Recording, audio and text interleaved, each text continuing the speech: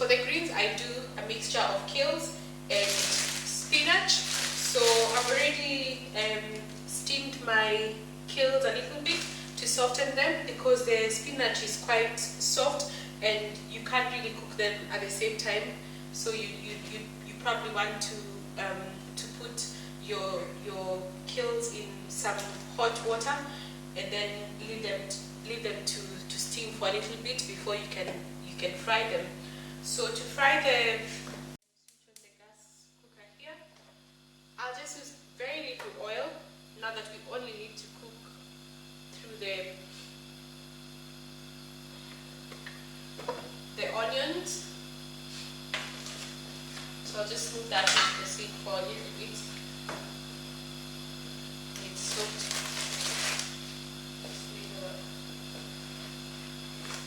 So I'm just going to add the onions into our oil. Let them cook through.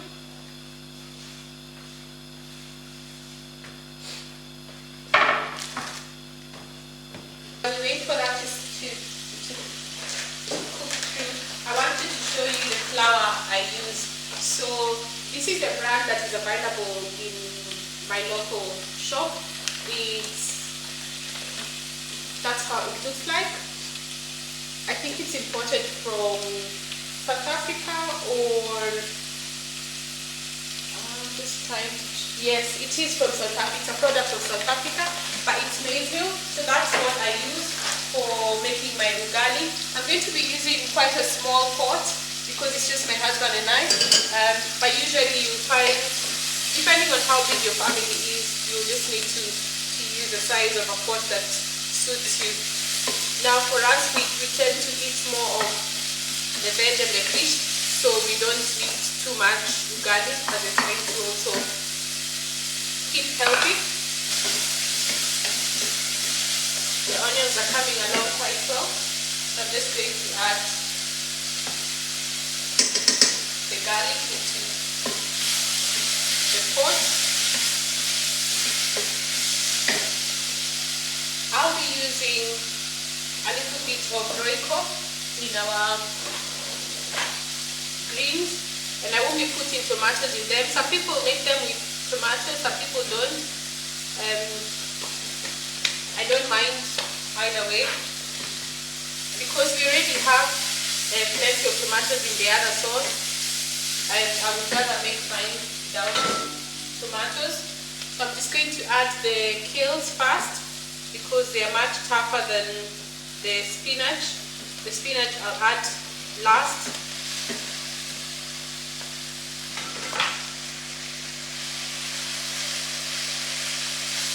I'll tilt shortly so that you can see how they look like.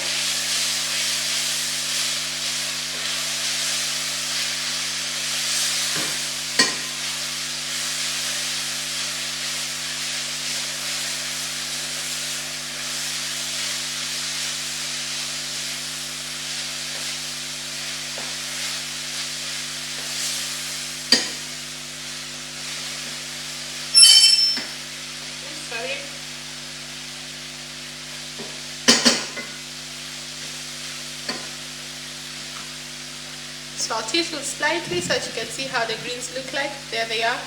They're just cooking slowly.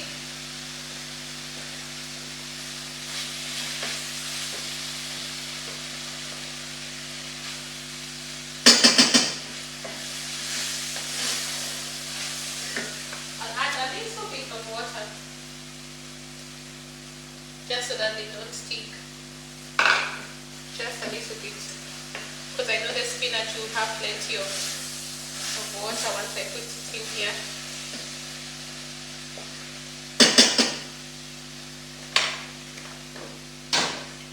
I'm going to cover that for a minute and then get in the spinach that we need. So these ones come pre-washed when they're being packaged, so I don't really need to wash them again. If you do want to wash them, then you'll have to drain them for quite some time. Otherwise, your greens will be so soggy with too much water.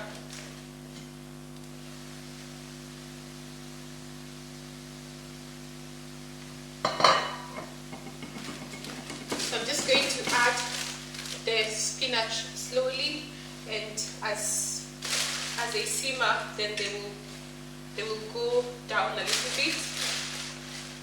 You don't want to add all of it at once, otherwise it won't fit within the pot.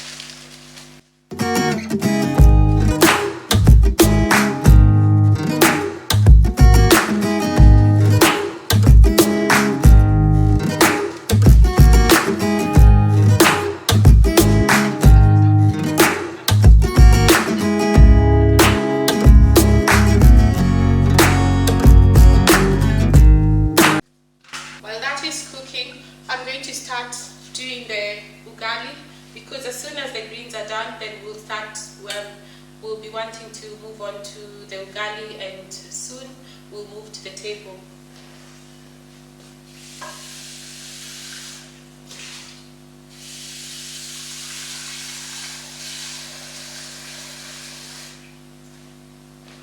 So we're not making too much ugali because it's just my husband and I, so I've just only put half a pot.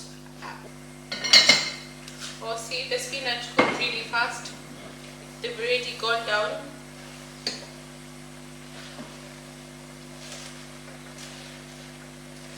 And I just need to mix that into the rest of the greens before I can add the remaining.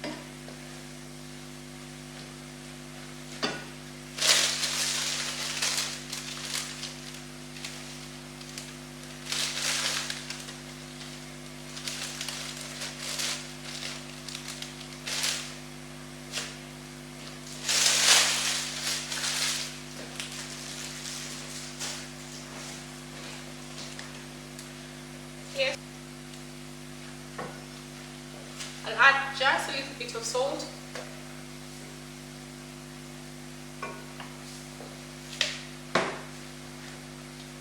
And there, I have tomato puree, so instead of putting tomatoes, I'll just put a little bit of tomato puree into our greens. There we go.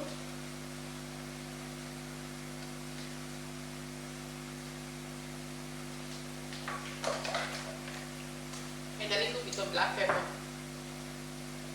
That's it.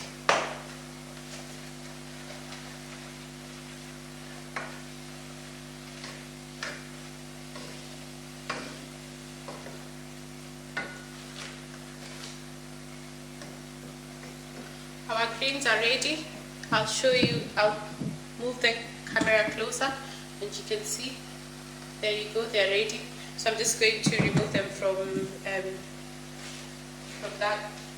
the heat as we wait for the ugali.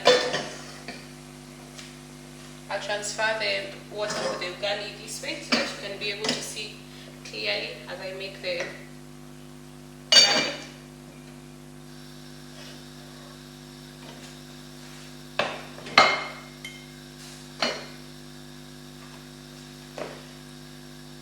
I'll zoom in while I do the ugali, so that way you'll be able to see how it's done. And I'll just tilt the camera slightly so that you will see how it's done there. So our water is almost boiling, and I'm going to just bring the flour closer. I need to get a tin where I can put my flour. I don't think I've bought this big pack before. This is the first time I'm buying this really big pack, and I don't even know how to store it once I've used it for today. So that's going to be my next challenge, trying to find where to store the flour.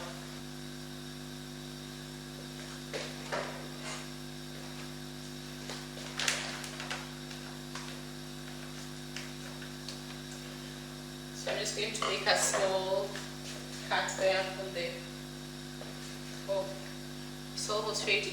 Now, a lot of people do not do this with their ugali, so most of the people will just use water and flour for the ugali, and that's it.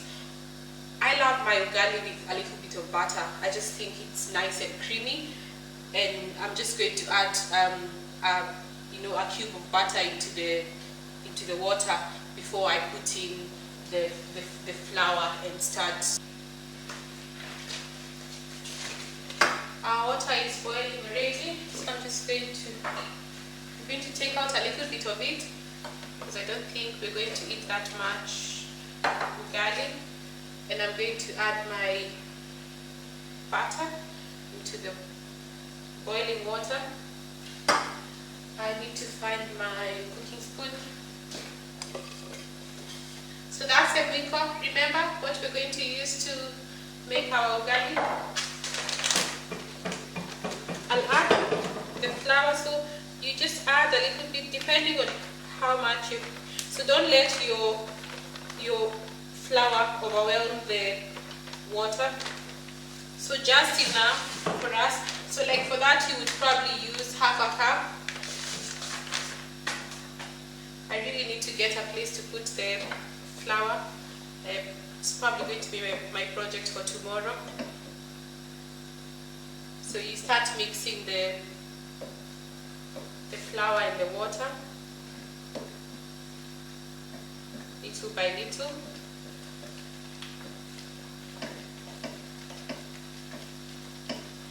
The first time I ever made ugali, it came out like porridge. So it's not meant to be like porridge, it's meant to become thicker. West Africans probably prepare something similar. It's called semo.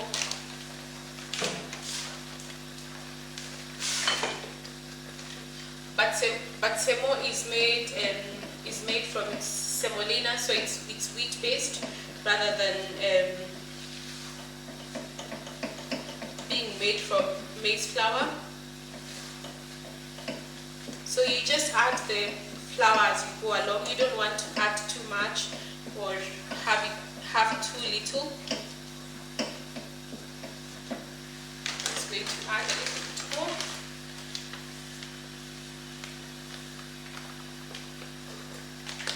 There we go. I think that should be enough. And now I can add a little bit of the water that I took out of the pot.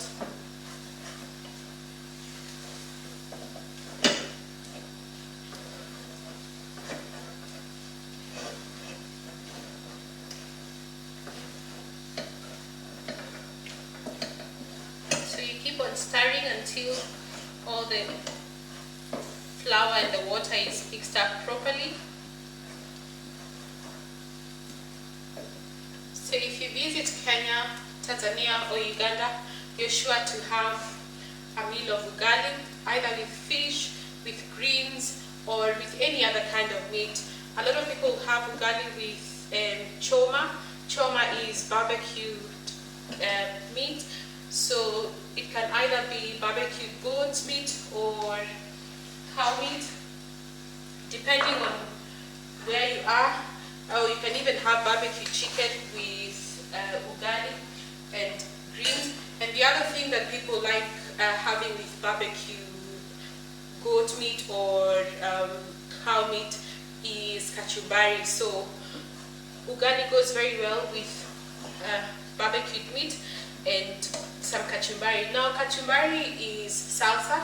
It's made using tomatoes, onions, and a bit of coriander and a sprinkle of lemon juice.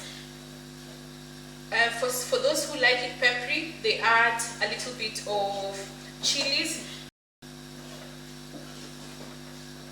So you just keep on turning it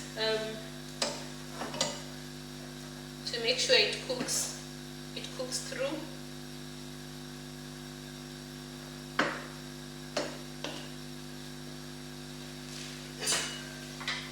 I'll cover it for a few minutes and then lower the heat. That way it just cooks through with the little heat that's already stocked up within the pot. I will soon be dishing up the food.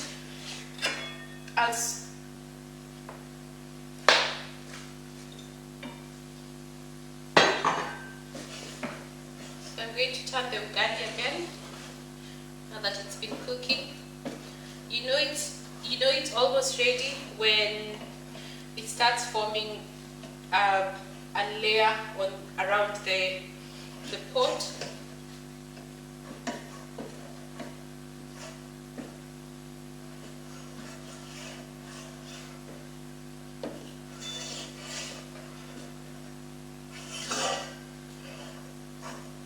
So that it's not sticking to the cooking stick.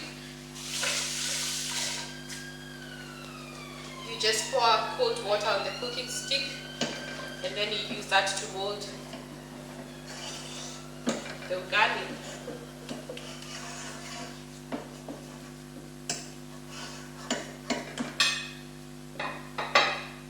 And if you're not proficient in this, please don't try this at home. Just use your stick to turn it. But I'm used to this, and this is what I do. And then you slot it back in. So that I was taught that by my grandma when she was making ugali for the family. So please don't go trying if you know your hands cannot handle the heat.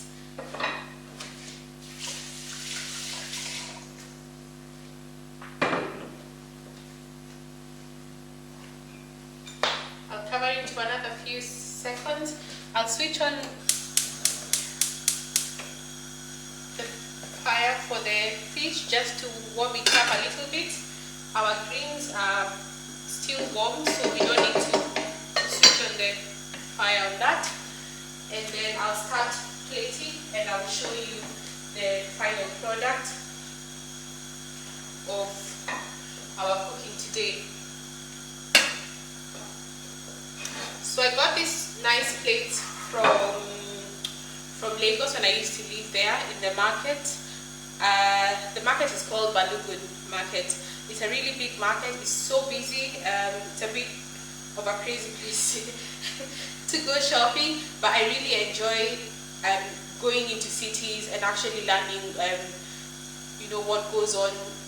Other than just the tourist attraction sites, I like getting deeper into the city and learning the people and learning what goes on there. So this was one of the best purchases I got from there. They're really nice. I have them in a different color as well. I think it's a brown and orange. So this one's a bit of teal and brown, and I really love them because they just make food looks so nice when you present it on them.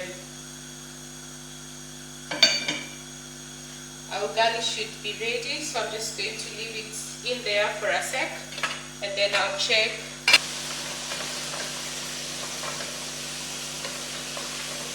So we'll have this fish for 2 nights.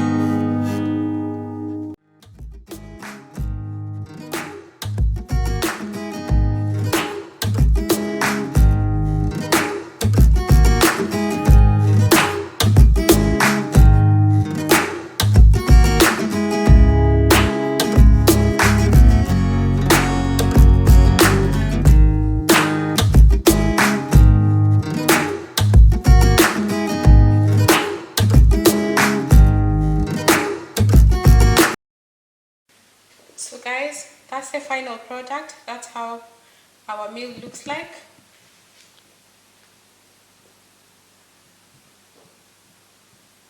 So feel free to try it at home and send me photos. Let me see how you fare on with the recipe. I'm going to be putting it down in the bio.